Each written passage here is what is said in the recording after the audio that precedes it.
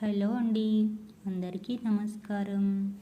ఈరోజైతే నేను అల్లం వెల్లుల్లి పేస్ట్ తయారు చేయాలనుకుంటున్నాను.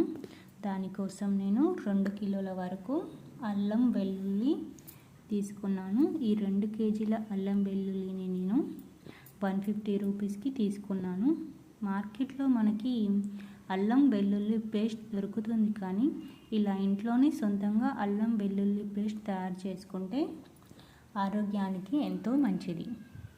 ముందుగా నేను ఈ అల్లం వెల్లుల్లిని తీసుకొని నీట్గా క్లీన్ చేసి తొక్కు తీసేసి చిన్న చిన్న ముక్కలుగా కట్ చేసుకున్నాను. ఇలా చేసేసరికి నాకు 4 గంటల టైం అయితే పట్టింది. వీటికి నేను 1 స్పూన్ పసుపు, ఉప్పు వేసేసి బాగా మిక్స్ చేసి కొంచెం ఆయిల్ వేసి మిక్సీ పట్టేసి డబ్బాలోకి తీసుకుంటాను. పూర్వం రోజుల్లో అయితే మిక్సీలు ఉండేవి కాదు కదా, రోట్లోనే వేసి మెత్తగా రుబ్బేవారు. ఇంకా వారు బావిలో నీళ్లు తవ్వేవారు, కల్లాపి చల్లి ముగ్గులు వేసేవారు, కట్టెల పొయ్యి మీద వంట చేసేవారు. వారికి శారీరక వ్యాయామం ఎక్కువగా ఉండడం వలన BP, sugar, thyroid, hormone imbalance వంటి సమస్యలు ఏవీ ఉండేవి కావు.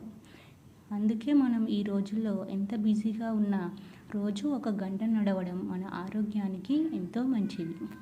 శారీరక వ్యాయామం ఉండడం వలన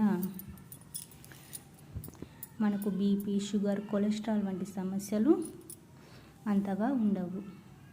ఓకే ఫ్రెండ్స్.